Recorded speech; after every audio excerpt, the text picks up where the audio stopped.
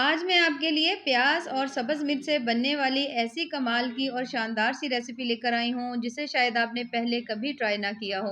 इसे मैं बना रही हूँ आधा कप बेसन से और ये इतनी ज़्यादा टेस्टी, इतनी ज़्यादा चटपटी और मज़े की बनती है कि जिसने एक दफ़ा खा लिया, तो यकीन करें वो इसे बार-बार बनाने पर और खाने पर मजबूर हो जाएगा। तो चलें जी अपनी मज़ेदार और ज़बरदस्त इस रेसिपी को बनाना स्टार्ट करते हैं।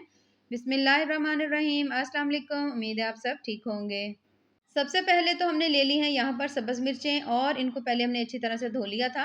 थोड़ी-सी मैंने ली हैं, यहाँ पर आप मिकदार देख सकते हैं कितनी सी हैं। उसके बाद हमने इनको काट लिया। एक मिर्च के हमने 3-3 इस तरह से करके हमने उसे कट लगाए हैं।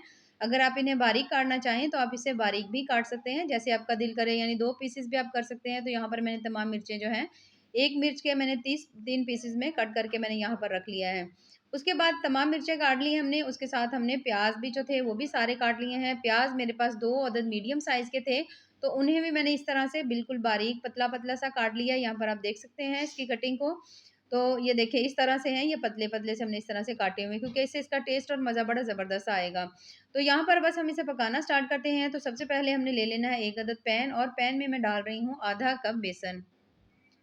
आधा कप बेसन डालने के बाद बिल्कुल हल्की लो मीडियम फ्लेम के ऊपर हमने इस बेसन को बहुत अच्छी तरह से भून लेना है, क्योंकि आगे चल के जब हम इसे रेसिपी में ऐड करेंगे तो ये कच्चापन इसके अंदर ना हो, इसका टेस्ट जो है वो ज़्यादा मज़े का ना लगे, तो इसलिए हम इसे अच्छी तरह भूनेंगे। तो आपने इसको बिल्कुल हल्की फ्लेम के ऊपर कम से कम तब तक भून लेना है जब तक कि इसका जो कलर है हल्का-हल्का सा गोल्डन ब्राउन नहीं हो जाता।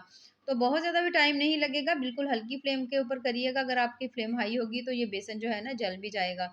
तो यहाँ पर आप देख सकते हैं बेसन जो है हमने अच्छी तरह से भून लिया है। थोड़ा-सा इस तरह से करके हम इसे मैश करते जाएँगे, अच्छी तरह से चम्मच की मदद से इसे मैं दबा रही हूँ कि कोई गुठली वगैरह ना बने, और बेसन जो है उसकी हम अच्छी तरह से भुनाई कर लें।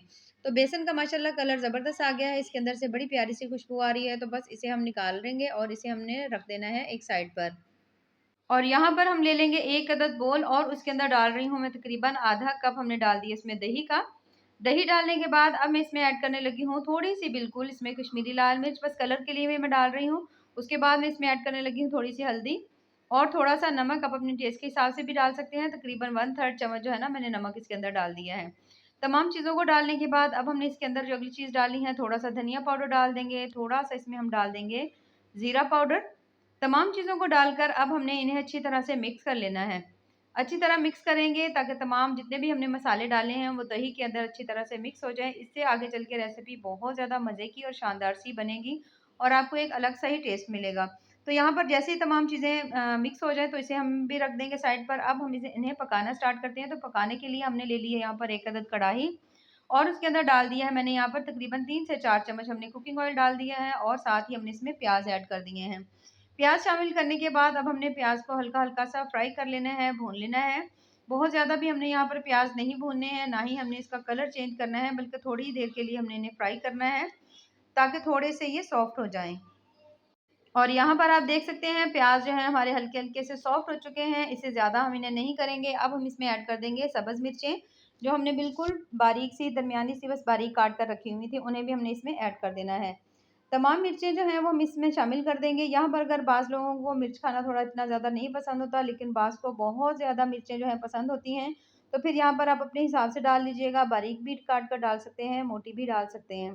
तो मिर्चें डालने के बाद अब हमने इन दोनों चीज़ों को हमने हल्का-हल्का सा भून लेना है, जब तक कि थोड़ा-थोड़ा सा कलर जो है इनका चेंज नहीं हो जाता और मिर्चें भी अच्छी तरह से सॉफ्ट नहीं हो जाती।